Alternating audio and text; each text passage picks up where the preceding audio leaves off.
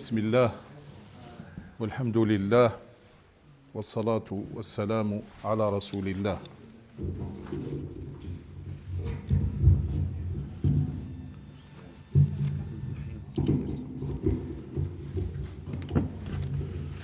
السلام عليكم ورحمة الله وبركاته. La précision dans le Coran, il ne faut surtout pas la négliger. La précision dans la composition des phrases et des passages coraniques, il ne faut surtout pas les négliger. S'il s'agissait d'une parole humaine, on pourrait passer inaperçu par quelques mots, mais c'est la parole d'Allah subhanahu wa ta'ala, donc ne négligez aucun mot, aucune priorité dans l'emplacement des mots, ne négligez rien. Pourquoi je dis ça? Surtout en parlant en français, parce que nos frères francophones, ils vont certainement essayer de comprendre le Coran en lisant les essais de traduction. Ne dites pas que je suis contre les essais de traduction, au contraire, c'est un travail noble, mais il faut que je précise certains détails qui ont été négligés. Je répète, il ne faut jamais passer inaperçu par les détails et l'exactitude du Saint-Coran.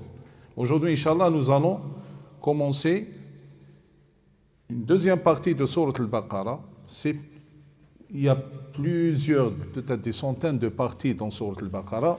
Nous avons vu la première partie où Allah subhanahu wa ta'ala fait l'éloge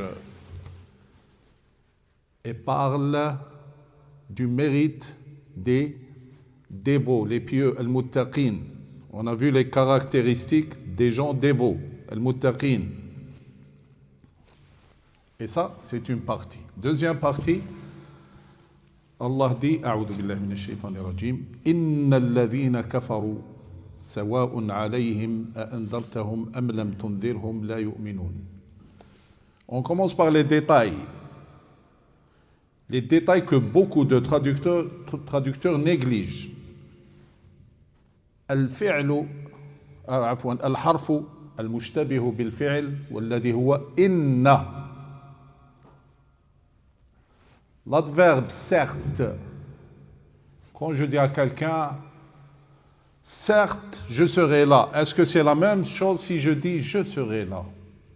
Non, ce n'est pas la même chose. Certes donne plus de certitude. Et ça, ça émane de la part d'un humain. Que dire alors quand c'est Allah qui parle? Donc, il ne faut pas traduire directement ceux qui ont mécru. Déjà, c'est pas mécroire. Allah lam yaqul inna alladhina lam yu'minu. Innama qal inna allati la budda an tatawaqqafa 'indaha.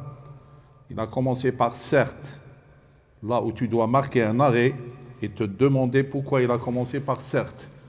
Ensuite, alladhina kafaru. C'est quoi la différence entre alladhina kafaru et al-kuffar? Il faut marquer un autre arrêt. C'est quoi la différence entre ceux qui ont renié Allah et les renieurs? C'est quoi la différence? C'est un détail très précis. Quand on dit inna, c'est pour marquer la certitude. Et venant de la part d'Allah, c'est une certitude absolue. Donc Allah donne la certitude que ceux qui ont mécru, il va y avoir à leur sujet ça et ça et ça. Donc, premier détail, première exactitude. Deuxièmement, c'est quoi la différence quand Allah dit Alladhina amanu et quand il dit al-mu'minun? Pourquoi je précise ce détail? Parce que dans les traductions, beaucoup de traductions, ils disent les mécréants, leur est égal que tu les avertisses ou non. Ce n'est pas les mécréants. Awalan, lam yaqul ghayrul mu'minin, parce qu'un mécréant, c'est celui qui ne croit pas. Mais Allah dit kafaro. C'est quoi la différence? Non. Renie. Qui a dit qu'il renie? Oui, il renie. Mais c'est quoi l'origine de ce mot? Savez-vous que le paysan, le fellah, on l'appelle kafir? Vous le savez? Fellah. Il y a des versets où vous croyez qu'Allah parle des mécréants quand il dit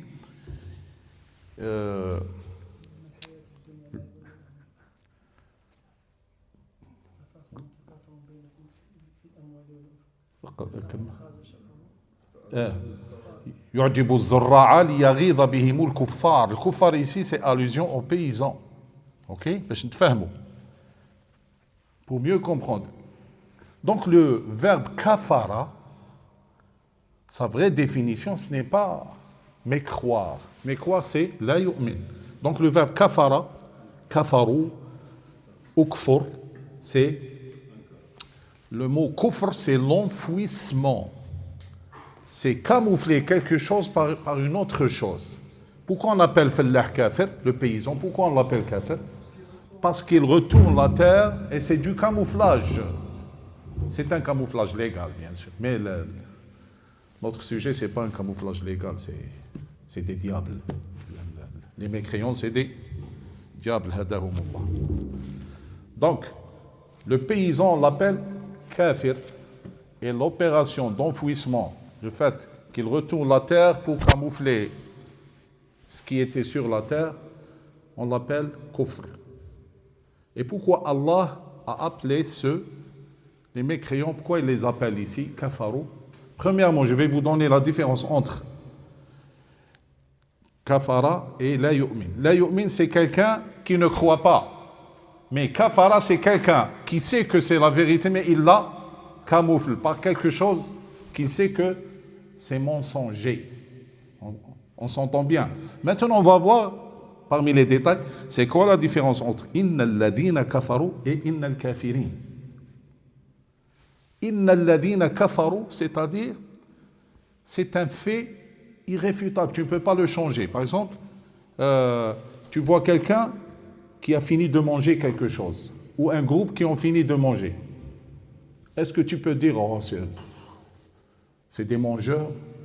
C'est des mangeurs, ça se peut que, parce qu'ils ont mangé il y a longtemps, ou peut-être qu'ils ont théoriquement défini eux-mêmes comme étant des mangeurs. Mais si tu dis, ceux qui ont mangé, c'est un fait, tu ne peux pas le changer. Donc c'est un fait. Ils ne peuvent pas nier leur reniement. Donc, inna alladhina kafaru, certes, ceux qui ont camouflé quoi? Ils ont camouflé la vérité par le mensonge. Ils ont camouflé la vérité venant de la bouche du prophète sallallahu alayhi wa sallam par leur mensonge en tant que bons parleurs. C'est des gens qui savent parler et qui savent comment détourner les opinions de la vérité. Inna alladhina kafaru, ceux qui ont renié, ils ont camouflé quoi? Ils ont changé quoi? Ils ont renié ce qui est manifeste, la vérité concernant l'existence de Dieu, et ils ont mis à sa place le mensonge et ce qu'ils appellent eux-mêmes les preuves contre l'existence de Dieu. Ça, c'est leur pire stupidité. D'ailleurs, le savant Einstein a dit que celui qui nie Dieu, c'est l'homme le plus stupide de la planète. C'est pas moi qui a dit ça, c'est pas Imam Ghazali qui a dit ça, Einstein lui-même. Ok. Allah s'adresse à qui? À son prophète Mohammed sallallahu alayhi wa sallam. Je précise, ne passez pas inaperçu par les détails. Premier détail qu'on a vu, la certitude. Inna. Donc si un jour, ça t'arrive d'être traducteur, tu essaies de traduire le sens du Coran, ne passe pas inaperçu par inna. Il faut dire certes. Alladhina kafaru, c'est un fait. Ne dis pas inna alladhina kafaru, tu vas traduire, tu dis les mécréants. Non. Ceux qui ont renié, c'est un fait. Sawa'un alayhim, ya Muhammad. Là, tu commences ton parcours de prophète, ton parcours de messager. Et c'est quoi ton rôle, ya Muhammad? Ton rôle est d'aller avertir les gens. N'est-ce pas? C'est quoi le rôle du prophète sallallahu alayhi wa sallam? Avertir les gens. Okay. Imaginez-vous quelqu'un, je lui dis, je lui donne une mission, je lui dis, tu vas avertir ce groupe-là, leur dire ça, ça, ça. Mais en s'en allant, je lui dis, arrête, viens. Je vais lui dire, certes, ces gens-là, tu les avertis ou non. Le résultat sera le même. Est-ce que je suis en train de le décourager? Alaykoum salam. Est-ce que je suis en train de le décourager? Non, de l'avertir. De l'avertir contre quoi? Je l'envoie pour avertir, ensuite je l'avertis pour lui dire ton avertissement ne sert à rien. De l'avertir de quoi? Ou contre quoi? Il faut savoir ce détail parce que il se peut bien qu'un non musulman ou qu'un diable humain vienne essayer de semer le doute et le soupçon dans la parole d'Allah en te disant pourquoi votre Dieu il commande à son prophète d'aller avertir, ensuite lui-même il lui dit je t'avertis que les gens que tu vas avertir, ton avertissement ne servira à rien. Pourquoi il lui dit ça? Pour le préparer, pour qu'il ne se décourage pas. Non. Qu'il se prépare pour la réaction. Non. Parce que Non. Les premiers, ils faisaient partie de sa famille. Donc, Non. Excusez-moi si je suis catégorique, je dis non. Le prophète sallallahu alayhi wa sallam se moquait lui-même de sa déception. Lui, il ne cherche pas sa propre déception. Savez-vous pourquoi? Pour qu'Allah lui donne les limites de sa mission. Ta mission, tu fais ce que je te demande, même si le résultat est zéro, je t'avertis d'avance, tu fais parce que c'est moi qui t'ai ordonné. Vous comprenez? Ne juge pas les gens. Et pourtant, il lui donne le cas extrême. Ils ne vont pas bénéficier de ton avertissement. Il lui donne le cas extrême. Ensuite, il lui dit, maintenant, va avertir. Donc, ta mission se limite ici, l'avertissement. Ne cherche pas la déduction ou ne prends pas des décisions à la suite de leur mécréance ou leur croyance. Ce n'est pas ton problème. Fadhakkir innama anta mudhakkir. Donc, si quelqu'un vous pose la question, qu'il soit croyant ou non croyant, attention, il te dit, Cheikh Sadiq, pourquoi Dieu a averti son prophète en lui disant, au début, avant qu'il commence l'avertissement des gens, il lui dit, je t'avertis, ton avertissement ne va servir à rien. C'est quoi la réponse?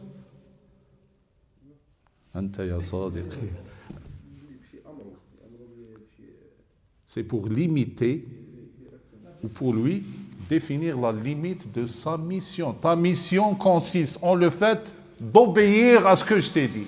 Qu'il croit, qu'il ne croit pas, ce n'est pas ton affaire. Fadhakkir, innama anta mudhakkir. Nous allons voir plus tard, Inch'Allah.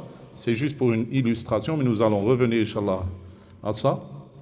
Dans le même chapitre, Sourate Al-Baqarah, Allah dit Laysa alayka hudahum, walakinna Allah yahdi man yasha. Comme très mauvaise traduction. Et allez-y, vous allez la trouver. Lisez la traduction.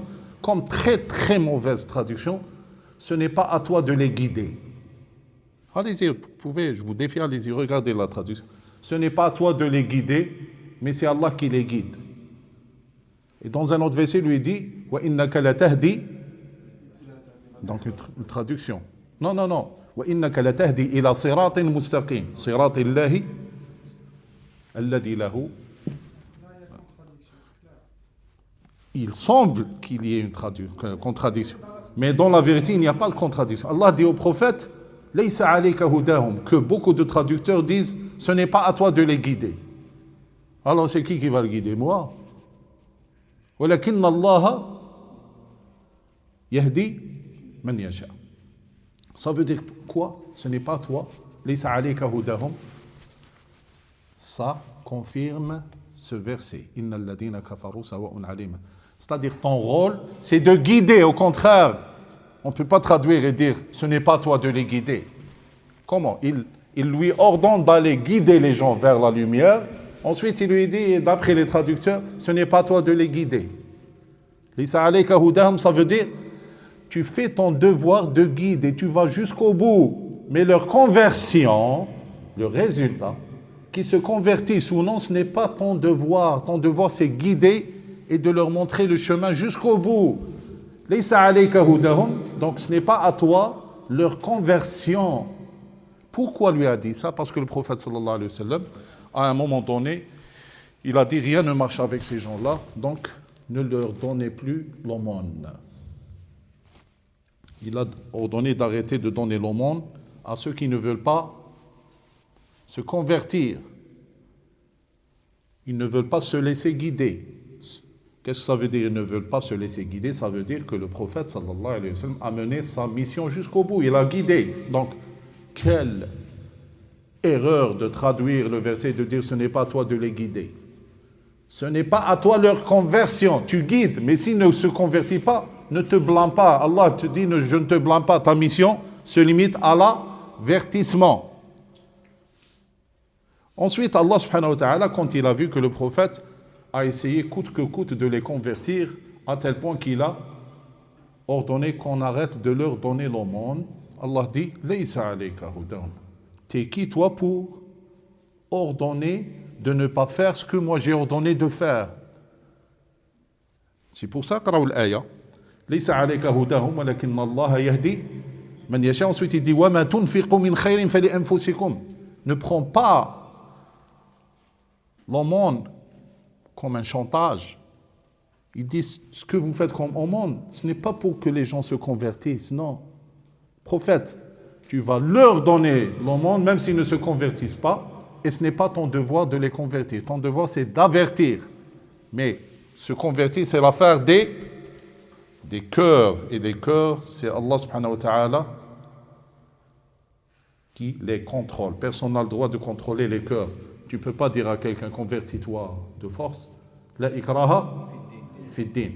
La ikraha fi din, ça ne veut pas dire n'avertis pas. Donc ici, c'est le parfait exemple. Il avertit d'avance, écoute prophète, l'avertissement que tu vas entamer, il ne va servir à rien, mais va faire ton devoir. Vous comprenez là? Donc, c'est un message à tout croyant. Ne juge pas l'action à partir de la conséquence. Même si tu as une connaissance parfaite de la conséquence, fais quand même ton travail. Donc on se comprend là. Donc voilà la seule réponse pourquoi Allah a averti son prophète d'avance en lui disant l'avertissement que tu vas donner à ces gens-là ne va servir à rien, mais tu es un serviteur, va faire ton avertissement. Ensuite, Allah dit Sawa'un alayhim, c'est-à-dire que tu les avertisses ou que tu ne les avertisses pas, ils ne vont pas croire, mais tu dois avertir. Khatama Allahu ala qulubihim wa ala sam'ihim wa ala absarihim. أسألكم واحدا واحدا حتى ليس لي لأحكم عليكم أو لي أوبخكم حاشا لله حاشا لله حاشا وإنما لأثير انتباهكم هل تساءلت في يوم من الأيام لماذا جمع القلوب وجمع الأبصار ولكن أفرد السمع قد يسألك سائل فيقول لك pourquoi Allah a employé les vues au pluriel et les cœurs, il les a employés au pluriel, mais allez-y, l'ouïe, il n'a pas dit les ouïes, il a dit l'ouïe مفرد لماذا جمع الله القلوب والأبصار وأفرد السمع هل تساءلت في يوم من الأيام لماذا؟ من تساءل في يوم من الأيام لماذا؟ فلو سألك كافر أو مجادل si l'on suppose qu'un polémiqueur vient essayer de trouver une contradiction, ta'ala Allahu an dhalik, il va te dire, je te donne la preuve que c'est du n'importe quoi, ta'ala Allahu an dhalik. Il va te dire, voilà, il parle tantôt au pluriel, tantôt au singulier. Là, il te dit, Allah a apposé les scellés. C'est quoi apposer les scellés? Autrefois, le meilleur exemple, on va donner l'exemple d'autrefois, les rois ou les décideurs, quand ils voulaient envoyer une missive, une lettre, un message, après s'être fermement convaincu que le contenu est bon, on ne le change pas, donc il est inchangeable, qu'est-ce qu'il faisait? Il le mettait dans une enveloppe, ensuite il scellait définitivement l'enveloppe. Le fait de sceller, apposer al-khatm, cela signifiait que la vérification était terminale, c'est-à-dire il est arrêté que le contenu est inchangeable. Vous comprenez? Pourquoi je vous donne cet exemple? Pour vous connecter directement à la métaphore qui est dans ce verset. إخواني العرب هل واصلوا شو بالفرنسية كلكم تفهمون إن شاء الله ما ختم في اللغة لا يختم أحد على شيء أو على غلاف رسالة إلا إذا تأكد أن المحتوى لا يتغير فها هو المحتوى النهائي فيضع ختمه. La métaphore c'est quoi? Allah a apposé les scellés parce que lui il sait tout, il est omnipotent. Allah, de par son savoir et de son omnipotence, il a su que définitivement ils ne vont pas se laisser avertir, ils ne vont pas laisser la lumière divine accéder à leur corps, leur cœur. Alors Allah a dit que leurs cœurs sont inchangeables, donc c'est bon, on appose al-khatm. Voyez-vous pourquoi Allah dit khatam? C'est l'emploi des mots qui souligne la précision du Coran. Et cette précision n'est que signe que c'est une parole divine. Maintenant, on revient à ma question. Pourquoi Allah dit qulubihim au pluriel, leur cœur au pluriel? Ensuite, il revient au singulier, sam'ihim. Il pouvait dire si, wallahi, thumma wallahi, law kana al-mutakallimu basharan لانجر في الكلام ولا قال ختم الله على قلوبهم وعلى أسماعهم وعلى أبصارهم. ولكن لأن لو كان المتكلم مخلوقا لأفلت هذه الدقة. أما المتكلم هو الله فلا يخفى عليه شيء. J'ai juré 3 fois que si cette parole venait de la part d'un être humain ou d'un démon, il aurait négligé ce détail et il aurait tout simplement dit Allah a posé les scellés sur leur cœur au pluriel et sur leur ouïe et sur leur vue au pluriel.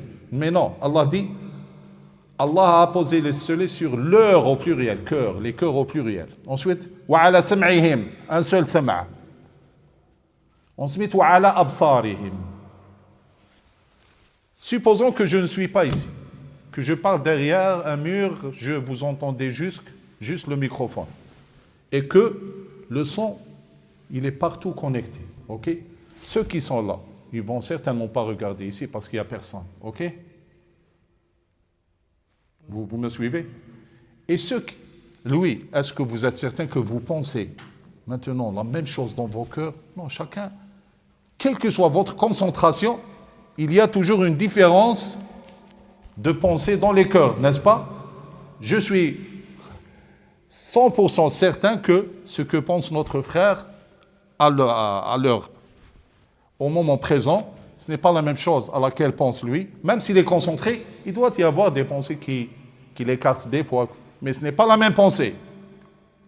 Donc, puisque ce n'est pas la même pensée qui sort des cœurs, donc il a parlé au pluriel. Donc, il y a plusieurs cœurs différents. Ok? Wal absar. Si ce groupe-là, je ne suis pas là, ils vont regarder certainement là. Ceux qui sont là, ils vont regarder autre chose. Ceux qui sont là, ils vont regarder le mur qui est derrière moi. Ceux qui sont au fond, ils vont voir toutes les rangées. Ceux qui sont en avant, ils ne voient pas toutes les rangées. Donc, les vues ne sont pas toutes communes. Ok? Donc, puisque les cœurs ne sont pas communs, les pensées ne sont pas communes, donc il ne se trompe pas. Il a employé le pluriel pour dire que les cœurs ne sont pas communs. Et les vues sont différentes selon l'angle où vous êtes, donc il a employé ça au pluriel. Mais sama', est-ce que qui sont là et qui regardent de ce côté, les autres qui regardent de ce côté, ceux qui regardent là et ceux qui sont au fond, est-ce que vous n'entendrez pas la même chose? Vous entendez la même chose de ma part, n'est-ce pas? Donc, ce que vous entendez, ce qui est lui, il est commun. Pour cette raison, il a dit Khatamallahu ala qulubihim. Il y a plusieurs cœurs, ils ne sont pas communs. Mais vous entendez tous la même chose, n'est-ce pas? Quel que soit le regard où vous regardez. Donc, il a employé ce qui est commun entre eux, c'est as-sam'. Wa ala absarihim, absar sont différents. C'est ainsi que faisaient les mécréants contre le prophète sallallahu alayhi wa sallam, leur donner l'avertissement. Il y en a qui regardaient le Kaaba, d'autres qui regardaient le Mashriq, d'autres qui regardaient le Maghrib, et leur cœur, chacun pensait autre que son prochain. Et le prophète sallallahu alayhi wa sallam disait des propos que tout le monde entendait communément. N'est-ce pas? Pour cette raison, il a dit Khatamallahu ala qulubihim wa ala sam'ihim, qui est unique, wa ala absarihim rishawa. Al-rishawa, c'est un emploi métaphorique ici pour dire al-rishawa, c'est un bandeau aveuglant. Rishawa, c'est quelque chose qui n'est pas vraiment épaisse. Non, c'est quelque chose qui est très mince, mais qui te cache la vue. Allah a assimilé leur mécréance et leur reniement à quelque chose de très mince qui cache leur vue. Pourquoi c'est mince? Parce qu'elle n'est basée sur aucun argument. Rishawa, quelque chose de mince. Et cette minceur-là a caché la vérité de leurs yeux. Pourquoi Allah dit que c'est mince? Ça veut dire qu'ils pouvaient facilement dégager cette minceur et regarder la lumière de Dieu, mais ils refusaient. Pour ça, il a dit quel genre d'être humain qui se laisse aveugler par quelque chose qui est très mince. وعلى أبصارهم غشاوة ولهم عذاب عظيم ولهم عذاب عظيم. Regardez le détail. لهم. هل نقول استسمع شو من استطيع ان اتكلم معه دون حرج؟ نتكلم معك صح. هل استطيع ان اقول ان معك انف جميل؟ لا. ماذا اقول؟ ان لك. لماذا؟ لانه انفك لا يفارقك. أليس كذلك؟ Est-ce que je peux dire à mon frère, avec vous il y a un beau visage? Non, ça se dit pas. Je dis, vous avez un beau visage, ok? Pourquoi? Parce que il ne vous quitte pas, il fait partie de toi, n'est-ce pas? Donc Allah a dit que l'adab, il va faire partie d'eux, c'est-à-dire, ils vont être inclus dans l'adab, il sera une partie d'eux, et ils seront une partie de lui, éternellement. Et non seulement il a dit adab, ensuite il a dit azim. هذه الآية وأمثالها أبكت عظماء العلماء فقالوا قولتهم الشهيرة إذا كان العظيم بشر بعذاب عظيم فما عظمة هذا العذاب. العظيم الله يقول عن عذاب بأنه عظيم. L'infiniment grand, il décrit le supplice comme étant très grand. Donc quelle grandeur! Si c'était une description venant de la part d'un homme, on va se dire peut-être un homme il n'a pas assez de faculté pour savoir dire. Mais c'est Allah qui décrit ce supplice et il dit, il fait partie d'eux, ils ne peuvent pas s'en débarrasser. Je reviens à l'exemple, peux-tu te débarrasser de ton nez? Parce qu'il fait partie, il est collé. Donc l'adab il sera collé à eux. Walahum. Adab, tu peux le traduire tourment, tu peux le traduire châtiment, tu peux le traduire torture, mais je vous choisis supplice, parce que supplice englobe toutes ces choses. Le supplice, il englobe les tourments physiques et les tourments moraux. Vous allez me dire, est-ce qu'il y a des tourments moraux en enfer? Quand on va se rendre aux descriptions de l'enfer, Inch'Allah, vous verrez que pourquoi le prophète sallallahu alayhi wa sallam pleurait en pensant à l'enfer. même l'ange Gabriel a pleuré. Allah a révélé à Gabriel et au prophète Mohammed, pourquoi vous pleurez? Il sait, Allah il sait, c'est que pourquoi il pleure. Mais quand Allah pose une question, c'est pour que nous autres recevions la réponse. Pourquoi tu pleures, Gabriel? Et toi, pourquoi tu pleures, Mohammed? On a peur de l'enfer. Si Gabriel a peur de l'enfer et Mohammed sallallahu alayhi wa sallam a peur de l'enfer, alors nous autres, on va dire quoi? Ils ont dit on a peur de l'enfer. Il a dit mais pourtant je vous ai donné ma parole que ni toi ni l'autre ne va entrer en enfer. Ils disent mais quand même Dieu on a peur de l'enfer. Ça fait peur. Walahum adhabun. Il fait partie d'eux et il ne sera pas détaché d'eux. Azim, infiniment énorme. Je vous donne les différentes sortes avec lesquelles Allah décrit le supplice de l'enfer. Le supplice, c'est la torture physique et mentale. On dit supplice quand il s'agit de décrire les deux tourments. Tourment physique et tourment mental. Ok? Ou moral. Il y a adab shadid. Qu'on traduit en français, dur. Il y a adab alim. Ah, faux. C'est faux, hein? Pourquoi faux? Alim, c'est douloureux, c'est mu'lim. Non, mal, c'est. أليس كذلك؟ douloureux, c'est mu'lim. أليس كذلك؟ لماذا أضاف بصيغة البلاء أليم؟ هل يغير الكلمات؟ تعالى الله عن ذلك. ما معنى أليم؟ نعم؟ لا هذاك خالدين فيها، لا.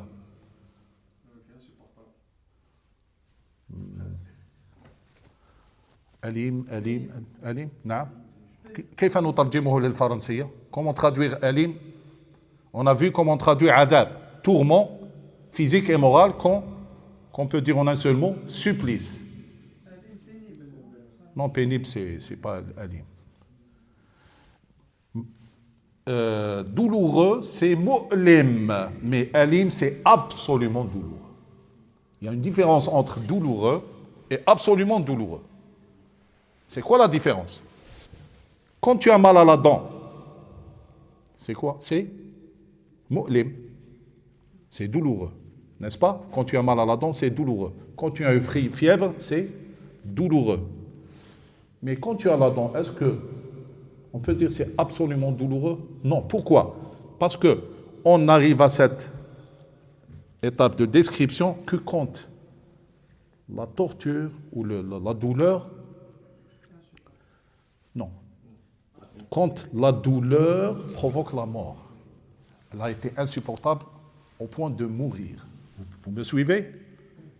Ça, on peut dire absolument douloureux. Mais en enfer, il est tout le temps absolument douloureux et Allah a basharahum madaqal thumma la yamutu fiha wa la yahya.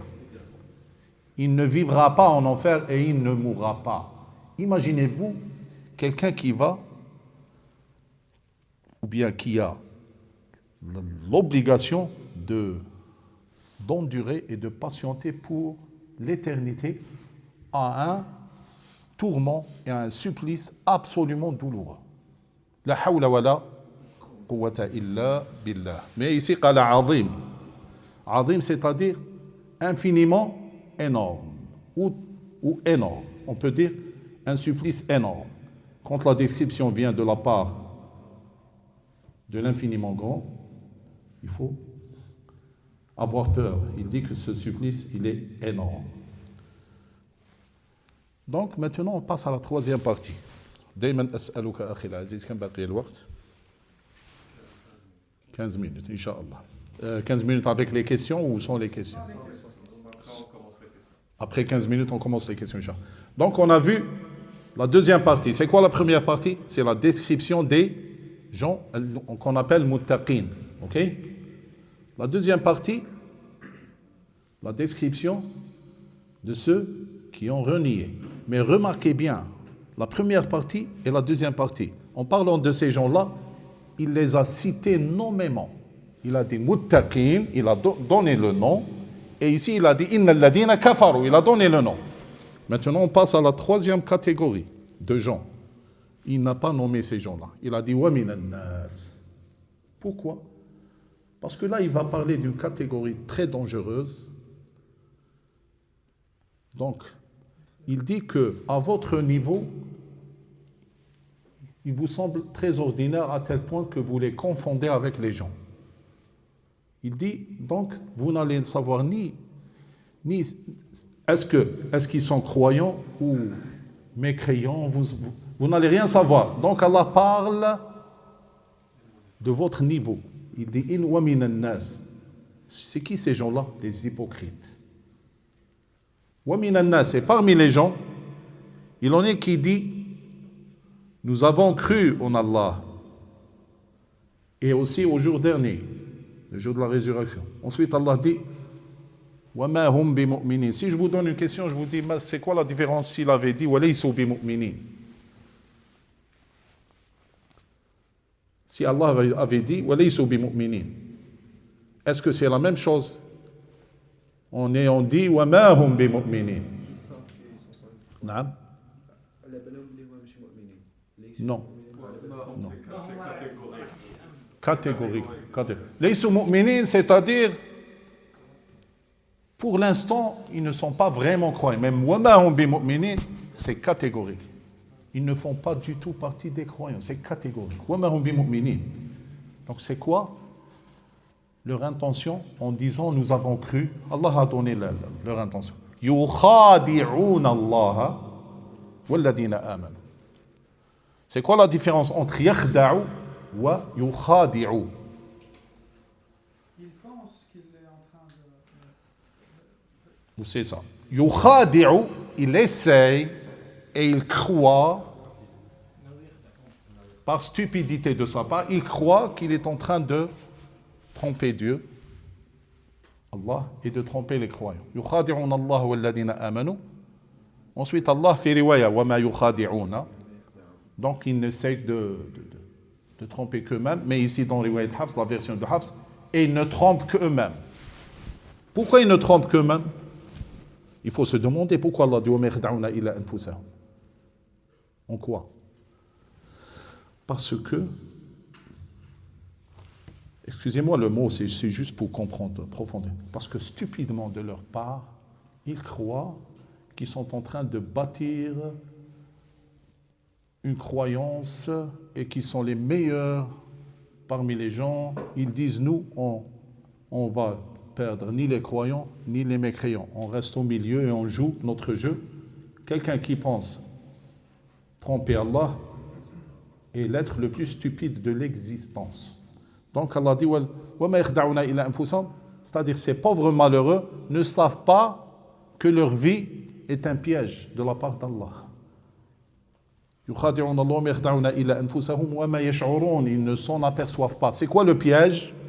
Le piège est qu'Allah embellit à leurs yeux leurs maudites actions. Ça c'est un piège. وَمَا يَخْدَعُونَ إِلَّا أَنفُسَهُمْ وَمَا يَشْعُرُونَ فِي قُلُوبِهِمْ مَرَضٌ. C'est quoi cette maladie? Allah a dit dans leur cœur il y a une maladie. C'est quoi cette maladie? C'est l'hypocrisie et le doute. Et quelqu'un qui se fait dévorer par le doute, tout en sachant qu'il vit une vie mensongère, il sait qu'il vit une vie mensongère, et en plus il vit dans le doute. Ça, c'est une torture morale. Quelqu'un qui a ça, quelle que soit sa personnalité, quel que soit son degré quelle que soit sa personne, quelqu'un qui vit dans le doute et qui sait qu'il est en train de vivre mensongèrement, ça le torture. Et donc plus ils entendent la parole d'Allah se révéler aux prophètes, plus ils se demandent pourquoi on est dans cette attitude, pourquoi nous avons cette attitude, pourquoi on affiche une telle attitude, ça nous rend malades, mais ils ne veulent pas se repentir. Donc c'est pour ça Allah dit فَزَادَهُمُ اللَّهُ مَرَضًا, pour comprendre que Allah n'aggrave pas les choses. Quand quelque chose est grave, Allah dans les solutions. Et ici, il dit فَزَادَهُمُ اللَّهُ مَرَضًا, c'est pour dire que la révélation d'Allah ne fait qu'empirer leur situation. Ne fait qu'empirer leur situation. C'est pour ça Allah dit فَزَادَهُمُ اللَّهُ مَرَضًا, c'est-à-dire la révélation d'Allah ne fait qu'empirer leur cas, parce que plus ils voient la vérité venant de la bouche du prophète, plus ils se dévorent. Ils disent pourquoi nous vivons nous dans le mensonge et le doute, pourquoi nous avons ce doute. C'est pour ça Allah dit فَزَادَهُمُ اللَّهُ مَرَضًا. Et c'est là qu'il dit وَلَهُمْ عَذَابٌ أَلِيمٌ, absolument douloureux, بِمَا كَانُوا يَكْذِبُونَ. C'est quoi leur mensonge? C'est clair. Le fait qu'ils disaient nous croyons alors qu'ils ne sont pas du tout croyants. Encore 5 minutes? 6. Ou bien voulez-vous que je laisse plus de temps pour les questions? Qu'est-ce que vous choisissez? وَلَهُمْ عَذَابٌ أَلِيمٌ بِمَا كَانُوا يَكْذِبُونَ, c'est quoi leur message? Et ils ont un châtiment, un supplice absolument douloureux du fait qu'ils mentaient, qu'ils disaient des mensonges. C'est quoi leur mensonge? Nous avons cru alors qu'ils ne sont pas du tout croyants. وَإِذَا قِيلَ لَهُمْ لَا تُفْسِدُوا فِي الْأَرْضِ, le comble, le pire, quand on leur donne le conseil, ne semez pas le désordre et la corruption sur terre ou dans la terre. Mais Allah dit fil ard. ألم يكن قادرا أن يقول على الأرض. انتبهوا. قلنا المتكلم هو الله. Celui qui parle, c'est Allah. Il n'y a pas d'erreur, il n'y a pas de négligence, il n'y a pas d'oubli. Les traducteurs disent, quand on leur dit de ne pas semer le désordre sur terre, sur, en arabe c'est ala al-ard. C'est clair? Mais Allah dit fil ard. Il dit dans la terre. C'est quoi ça? C'est une expression qui n'est pas commune en français. C'est quoi cet emploi dans la terre? Oui, al-mutakallim huwa Allah, il donne le détail précis.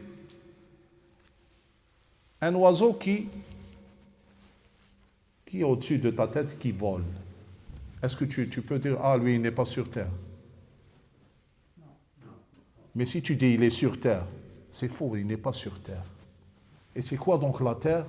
C'est le globe entouré des 7 couches. Donc, que tu sois sur le globe ou en train de voler, tu es entre la terre et les couches. Donc, tu es où? Dans. Donc, la planète Terre, dans, c'est-à-dire, tu es sous les couches et au-dessus de la terre. Donc, ce n'est pas sur terre. Sur terre, c'est-à-dire, tu es sur la 7e couche. Mais Allah dit dans la terre, fil ard. Voyez-vous les détails?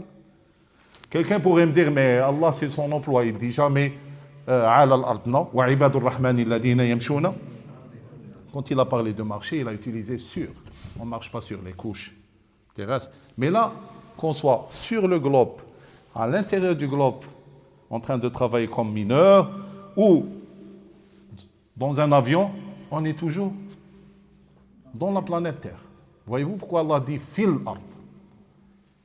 Et quand ils sèment le désordre, leur désordre et leur corruption touchent aussi bien. D'ailleurs, vous voyez que même les couches d'ozone ont été touchées à la suite de la corruption de l'homme. Donc ça fait partie. Donc fil ard. Qalu, quand on leur donne le conseil, ne semez pas le désordre, ils disent, non seulement ils disent nous ne semons pas le désordre, ils disent non, au contraire, nous sommes nous les réformateurs. Quelle stupidité! Il sème le désordre, ensuite il dit non, je suis le réformateur qui sème la réforme sur terre et dans la terre. Et innama, c'est un autre détail. Innama, on le traduit en français, nous sommes seulement, c'est-à-dire oublie que nous sommes autre chose que réformateurs. C'est ça ce que veut dire innama, c'est-à-dire oublie que nous sommes autre chose que réformateurs, c'est-à-dire nous sommes réformateurs, pas plus. Et ça c'est qimmat an-nifaq, c'est le summum de l'hypocrisie. Wallahu yaqulu al-haqqa wa huwa yahdi as-sabil wa salamun ala al-mursalin walhamdulillahi rabbil alamin. Al-majal maftuh lil-as'ila. Vous pouvez poser votre question. Avant tout, je pose ma question aux francophones, mes frères. Est-ce que j'étais plus francophone aujourd'hui? J'ai tenu à ma promesse. Alhamdoulilah, je n'ai pas été hypocrite parce que les hypocrites, ils ont comme caractéristique de ne pas tenir à leur promesse. Alhamdoulilah. Allez, des questions, Inch'Allah. Tafaddal. La dernière fois, Cheikh, vous nous avez dit, on ne peut pas dire à quelqu'un qu'il est fi jahannam, c'est-à-dire qu'il va avoir le châtiment. Oui. Alors qu'ici, c'est dit clairement que ces gens-là vont avoir le châtiment et ils ne vont ni mourir ni... C'est ce que j'ai dit la dernière fois. J'ai dit, quand quelqu'un te dit où sont, c'est quoi le sort des mécréants après leur mort, tu dis, fi jahannam khalidin. Mais s'il te dit, Pierre, tel, il va où? Tu dis, hukmuhu inda Allah. Pharaon, quand il spécifie, عندما يخصص, فقل له حكمه عند الله. والدليل في سورة المائدة. Notre frère demande, il dit que moi la dernière fois j'ai dit qu'il ne faut pas préciser le sort de quelqu'un. Si on est interrogé sur quelqu'un, on dit, par exemple quelqu'un te dit Pharaon, présente-moi, est-ce qu'il va en enfer ou au paradis? Tu ne vas pas dire non, il va en enfer. Là tu es en train de spécifier, alors que le sort individuel des personnes appartient à Allah. Si quelqu'un insiste, tu vas lui dire قال الله في شأن فرعون قال الله عز وجل يقدم قومه يوم القيامة فأوردهم النار وبئس الورد المورود. S'il cherche à savoir, dit, c'est pas moi qui a dit ça, c'est Allah qui a dit ça. Mais toi, à ton avis, j'ai pas d'avis. Pourquoi Allah a dit à Isa, Jésus, Allah a interrogé Jésus, lui a dit, Jésus, est-ce vrai que c'est toi qui a recommandé aux gens de t'adorer comme en tant que Dieu, ainsi que ta mère? Là, Allah l'a informé de la gravité de ce que les gens ont fait. Quelqu'un qui prend quelqu'un d'autre comme associé, il est dit dans le Coran qu'il va demeurer en enfer pour l'éternité. Est-ce vrai ou non? Mais quand Allah a précisé un nombre de gens, là, il a précisé, il dit, Isa, c'est toi qui as dit à ces gens-là? Isa a dit, aucun nom, Dieu. Aucun nom. Il dit, si je l'avais dit, tu l'aurais su. Il dit, je n'ai dit que ce que tu m'as ordonné de dire. 2 points. Tu m'as ordonné de dire qu'Allah est votre Seigneur et mon Seigneur à moi et qu'il est votre Dieu, adorez-le, et c'est ce que j'ai fait. Ensuite, il lui dit, Dieu. Il n'a pas dit, Dieu, maintenant, pourris-les en enfer, ils ont mérité l'enfer. Il a dit, si in tu'adhibhum fa innahum ibaduk wa in taghfir lahum fa innaka antal azizul hakim. إذن عندما يخصص الشخص لا يجوز بحال من الأحوال حتى ولو كان نبيا. تعرفون كلكم, je vous ai déjà cité l'histoire de un des compagnons du prophète, il s'appelait Uthman ibn Mad'oun. Ce n'est pas Uthman ibn Affan. Il agonisait et le prophète sallallahu alayhi wa sallam était encore vivant. On a appelé le prophète sallallahu alayhi wa sallam, on a dit Uthman ibn Affan est en train d'agoniser, il a pleuré, il a dit nous sommes en train de perdre un pilier. Ensuite il est allé pleurer, même les larmes du prophète ont dit qu'ils sont tombées sur les joues de Uthman ibn Mad'oun qui agonisait. Ensuite il a prié Allah, Allahumma la tu'addibhu, c'est-à-dire Dieu ne le châtie pas, ne le fait pas goûter le supplice de l'enfer, introduis-le dans ton vaste paradis, accorde-lui ta miséricorde. Et il pleurait. Et sachez bien que la prière du prophète, elle est exaucée. Donc une femme a dit, félicitations à toi Uthman. Elle parlait à celui qui a agonisé. Là le prophète sallallahu alayhi wa sallam a oublié Uthman, a oublié tout. Il est retourné vers lui. Sur un ton sévère, il a dit, comment tu le sais? Parce que là il s'agit d'une personne bien précise. Qui t'a dit qu'il va au paradis ou... Il a dit, le prophète, à la suite, il a dit, moi, je suis qui? On lui a dit, tu es le prophète. Il a dit, Walladhi nafsi biyadi, par celui dont l'âme, dont mon âme est entre ses 2 mains, c'est-à-dire il a prêté serment par Allah pour dire, il dit, moi, je suis Rasulullah et je ne sais pas précisément c'est quoi mon sort après ma mort. Donc faites attention. Autre question? Naam. J'ai 2 questions. Tafaddal. Est-ce que les hypocrites Très bien. Deuxième question. Sinon, Notre frère, il dit, est-ce que les hypocrites savent qu'ils sont hypocrites? Deuxième question. la deuxième question, c'est concernant l'imam. J'ai un collègue qui est chrétien, il dit que j'ai la foi. La dernière fois, vous avez dit que l'imam, c'est Dieu qui donne. C'est-à-dire c'est un cadeau de la part de Dieu. Oui. Comment vous expliquez que... Très bien. Là, la deuxième question, il parle d'un ami à lui, un chrétien. Et quand il parle avec lui, il lui dit, moi aussi j'ai la foi, donc tu n'as pas à me recommander quoi que ce soit. Donc, la première, est-ce que les hypocrites savent qu'ils sont hypocrites? Oui. Sinon, Allah n'aurait pas dit, وَفَزَدَهُمُ marada. Les hypocrites savent qu'ils sont hypocrites, mais c'est plus fort qu'eux parce que c'est plus fort qu'eux. Ce n'est pas pour leur trouver une excuse, non. Je dirais la même chose pour le diable. Il a l'orgueil, c'est plus fort que lui. Je ne suis pas en train de trouver un argument pour le diable, donc c'est plus fort que lui, donc il ne va pas être... Non, c'est plus fort qu'eux, c'est-à-dire, ils ont créé cette hypocrisie pour vivre une vie satisfaite, une prétendue vie satisfaite. Donc, ils savent pertinemment qu'ils sont hypocrites parce qu'ils savent que ce qu'ils disent, c'est un mensonge. Déjà, le fait qu'ils disent « nous croyons », alors qu'ils ne sont pas croyants, donc ils savent qu'ils ne sont pas croyants. Il ment sur son propre compte. Donc l'hypocrite sait qu'il est hypocrite. Deuxième question, un chrétien qui dit « j'ai la foi ».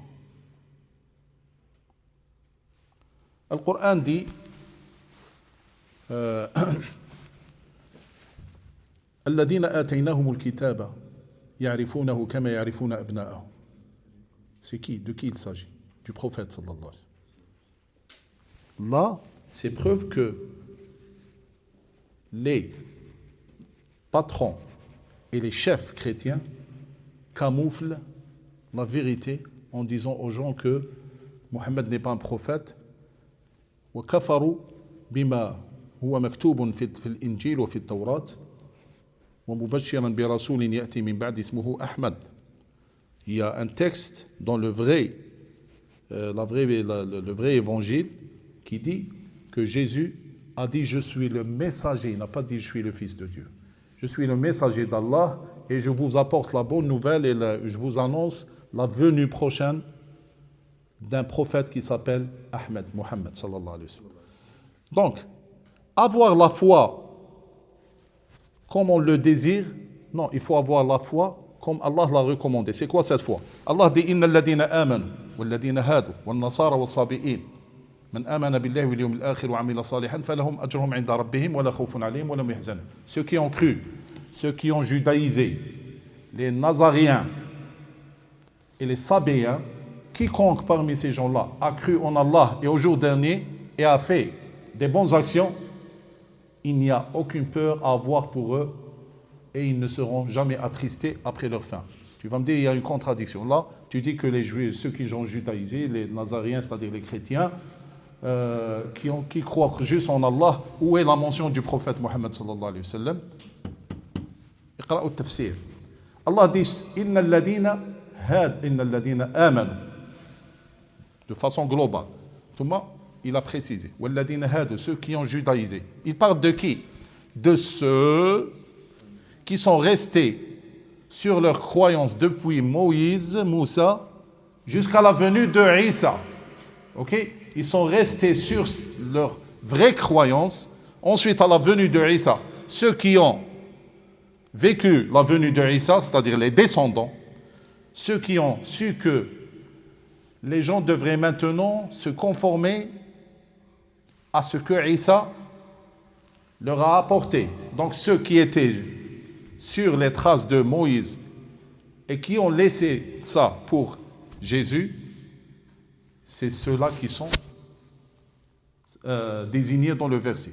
Ladina had wa nasara, ceux qui ont cru à Jésus en tant que messager et qui sont restés sur ces traces ainsi que leurs descendants, jusqu'à la venue du prophète Mohammed sallallahu alayhi wa sallam, et qu'à la venue du prophète Mohammed sallallahu alayhi wa sallam, ils se sont conformés à ce que le prophète sallallahu alayhi wa sallam a dit. C'est ceux-là qui sont désignés dans Wan Nasara. Wassabi'in, ceux qui n'avaient aucune religion.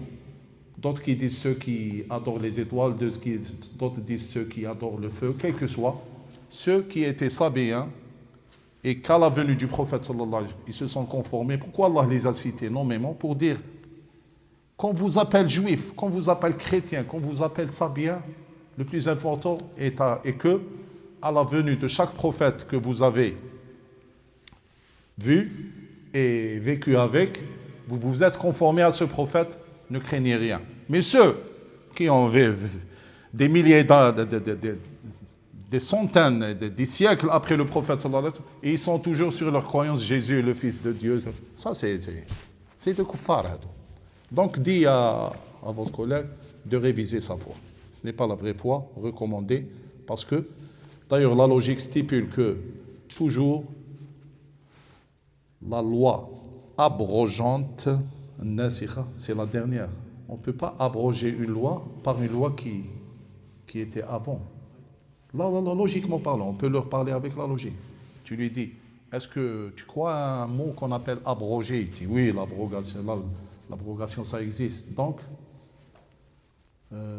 c'est quoi l'abrogation? C'est le fait qu'une clause ou une croyance soit abrogée. Mais est-ce qu'elle va être abrogée par quelque chose qui était auparavant ou quelque chose qui vient après? Quand tu fais une mise à jour, est-ce que tu procèdes à quelque chose qui est précédente ou à quelque chose de nouveau qui vient après? Et qu'est-ce qui est venu après? Est-ce que Isa ou Mohammed sallallahu alayhi wa sallam? Donc voilà, ils sont dans le faux, dans le tort. Une autre question? Oui.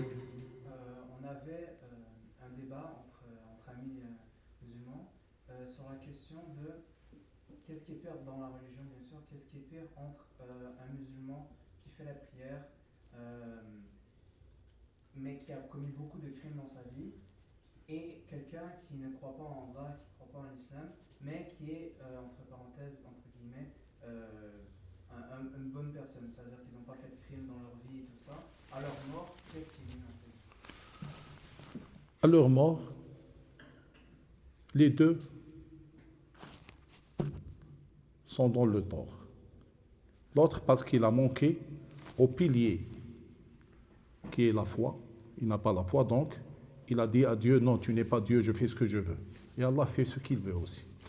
L'autre, s'il ne s'est pas repenti, Allah dit, وَمَنْ يَقْتُلْ مُؤْمِنًا مُتَعَمِّدًا فَجَزَاؤُهُ جَهَنَّمُ خَالِدًا فِيهَا وَغَضِبَ اللَّهُ عَلَيْهِ وَلَعَنَهُ وَأَعَدَّ لَهُ عَذَابًا عَظِيمًا سأختبر انتباهكم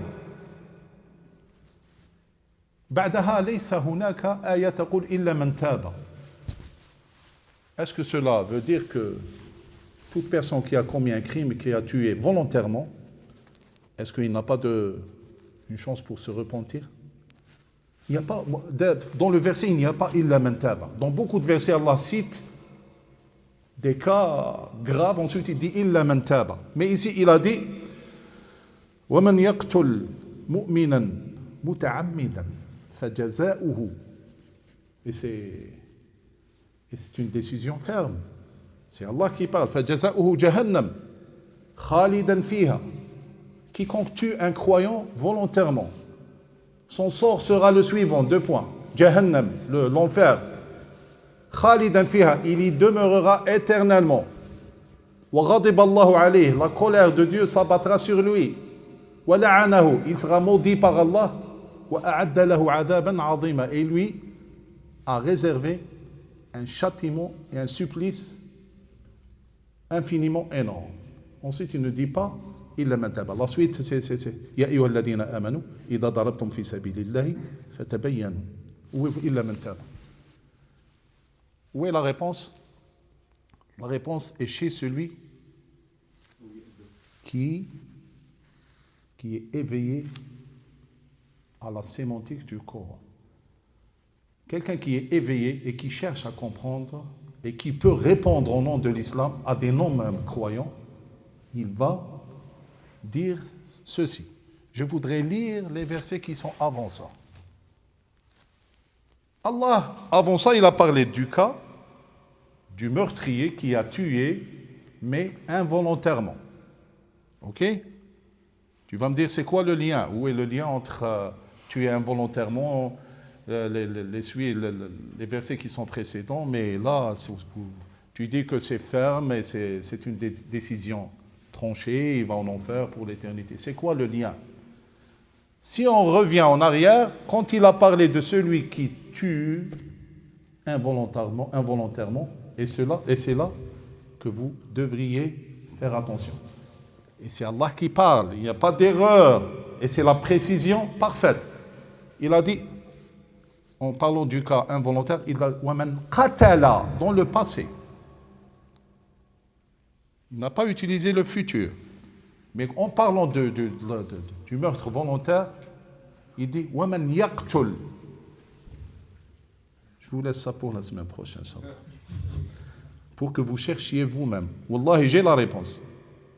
J'ai trop il va peut-être tarder pour nous donner la réponse plus tard, il sait pas. J'ai la réponse et je la sais la réponse, mais je vais chercher ça très في الوقت قلت بالك الوقت. كدت تهلكهم يا صادق. كدت تهلكهم. Donc la réponse est celle-ci. En parlant du meurtre involontaire, il a utilisé le verbe au passé. Pourquoi? Et en parlant du meurtre volontaire, il a utilisé le verbe au futur. Pourquoi? C'est de cette façon que tu arrives à tatadabbaru le Coran. Il faut que tu te poses la question. Dans le même passage, ici il a dit qatala, ici yaqtulu, et c'est Allah qui parle. Pourquoi? Il y a certainement une raison. S'il avait, suivez bien, s'il avait employé le futur en parlant de l'homicide involontaire, il aurait ouvert une porte. Tout le monde aurait dit, ah c'est pas grave, si je tue, Allah dit wa man yaqtul, donc il m'a donné l'accès. Non, au passé. Ok? On ne joue pas, c'est dans le passé. Et s'il avait employé le passé dans le meurtre volontaire, il aurait condamné tous les meurtriers, il les aurait condamnés comme quoi ils n'ont aucun repentir, aucune chance. Non. Si un tueur avait tué 100 personnes, en lisant ce verset qui parle du meurtre volontaire, est-ce qu'ils se sont ciblés? Allah dit, quel que soit ce que tu as fait, dans le futur.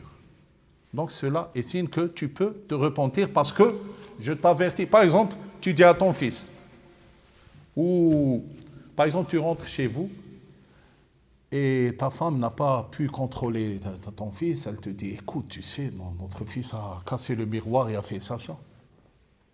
Si toi tu dis, la prochaine fois, s'il casse le miroir, je ferai ça et ça. Donc ton fils, il a la chance de se faire pardonner. Mais si toi tu rentres et tu dis, j'avais décrété que celui qui a cassé le miroir, je vais lui faire ça et ça.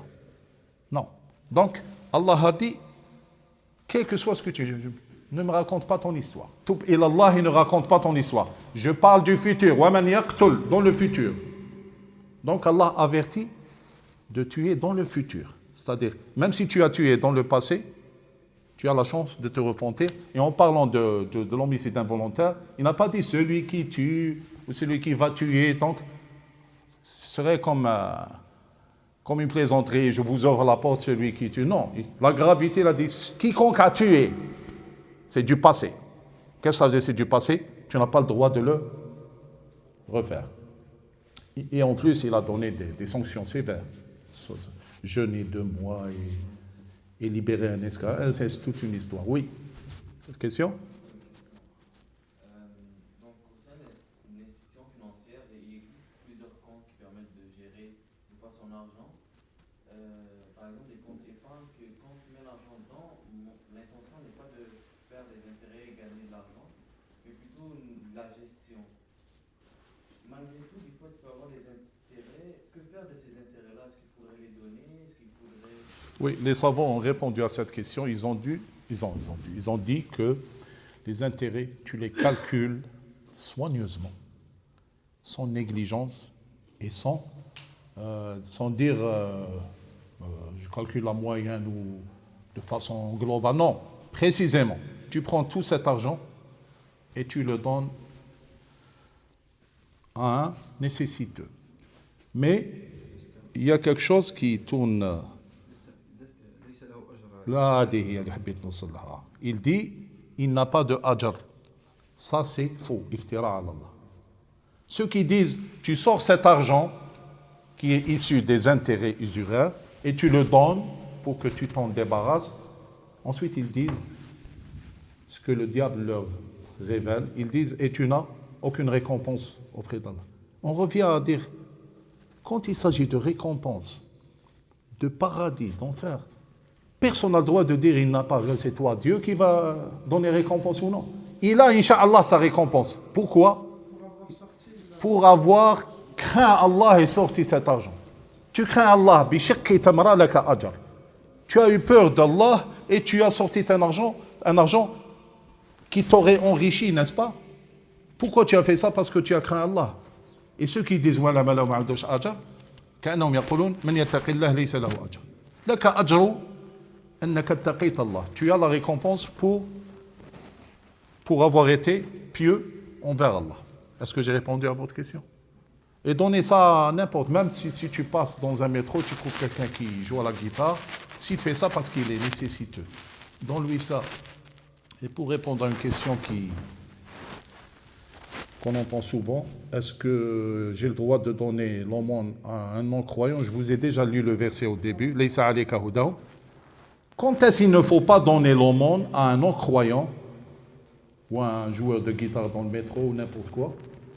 Quand il ne s'agit pas de zakat al-haoul ou zakat al-mafrouda, zakat al-fitr. Quand il s'agit de l'aumône légale, mafrouda, ne la donne pas à un non-croyant. Mais quand il s'agit d'une aumône, oui, tu as, Inch'Allah tawab, même si tu l'as donné à ceux qui jouent la guitare dans le métro. Ok? Donc, cette aumône-là, cette aumône-là que tu sors des intérêts usuraires, tu ne dois pas la donner à une mosquée. لا تجوز الزكاة في المسجد. الزكاة لا تجوز للمسجد. المسجد تعطيه انضم. لا تجوز الزكاة كما يخلط كثير من الناس. يأخذ من الزكاة ويضعها في صالح بناء المسجد أو شرائه وهذا أمر من الكبائر. Est-ce que j'ai répondu? Est-ce que j'ai répondu à la question? Donc, répondez à ces gens-là qui disent ça. Je commence par... Ah non, oui, il n'a pas encore posé, oui. شيخ الإنذار هو واجب الرسل على وجهه. هل الإنذار وجب عليه الإنذار؟ يعني فرضا وكلنا على مستوى يعني فرضا عندك أخ وصديق ما سماش وجب عليك أن Une très bonne question. Notre frère dit que le devoir d'avertir les gens est une mission ordonnée par Allah aux prophètes et messagers. Et il dit, ceux qui ont été avertis, est-ce que l'information et l'avertissement qu'ils ont reçu, est-ce que ça devient un devoir aussi de leur part d'aller avertir les autres? Oui. C'est un commandement, ce n'est pas une demande. Le prophète, quand il a dit ce n'est pas une demande. Ce n'est pas, par exemple, je dis à Cheikh Sadr, ça c'est une demande. Mais بلغوا عني ولو آية cette demande, c'est un ordre. Donc, c'est une obligation. Oui, il y a une autre obligation dans le Coran. Allah dit وَلْتَكُمْ مِنْكُمْ أُمَّةٌ يَدْعُونَ إِلَى الْخَيْرِ. Et ça, on parlera, Inch'Allah, dans son contexte. Pourquoi il n'a pas dit وَلْتَكُونُوا كُلُّكُمْ دُعَاء وَلْتَكُمْ مِنْكُمْ أُمَّةٌ يَدْعُونَ إِلَى الْخَيْرِ. Oui, la question. المساجد الشيخ على الزكاة par exemple. هنا المساجد ماهمش on peut les considérer comme ça في سبيل الله. لا نخلط الأمور يا أخي العزيز. دوك نجاوبك. إنما الصدقات يعني الزكاة المفروضة. إنما الصدقات هنا ويتكلم على الزكاة المفروضة. Ici dans le verset de sourate التوبة. Dans sourate التوبة Allah dit إنما الصدقات للفقراء. Vous êtes-vous posé la question, c'est quoi la différence entre faqir et miskin? Non, hein? Tu vas me répondre alors. C'est quoi la différence entre miskin et faqir? Faqir, quelqu'un il est déjà pauvre. Ok. Miskin, il travaille mais il est pauvre. Très bien. Même les savants ont donné un barème. Ils disent, quelqu'un qui travaille même et qui n'arrive même pas à la moitié du mois, en parlant des gens qui reçoivent leur paye mensuelle, ils ne seront même pas à la moitié et il n'a plus d'argent. Celui-là est fakir. Ils disent que celui qui dépasse 15 jours, c'est un barème juste chez les savants. Celui qui dépasse 15 jours, mais ensuite il tombe dans le, c'est un miskin. Et c'est quoi, comment on traduit ça pour nos frères? Nécessité. Nécessiteux, c'est quoi? Muhtaj. Le pauvre, il est nécessiteux, et le miskin, il est nécessiteux. Donc, oubliez nécessiteux. Donc, le fakir, c'est le pauvre. Et le miskin, c'est le besogneux. On entend besogne, celui qui travaille fort, mais il n'arrive pas. C'est ça, le besogneux. Donc, ce qu'il y a, c'est... في سبيل الله اقتباسا من ما علمهم رسول الله يقصد بها الجهاد. تقول أننا في بلاد الكفر.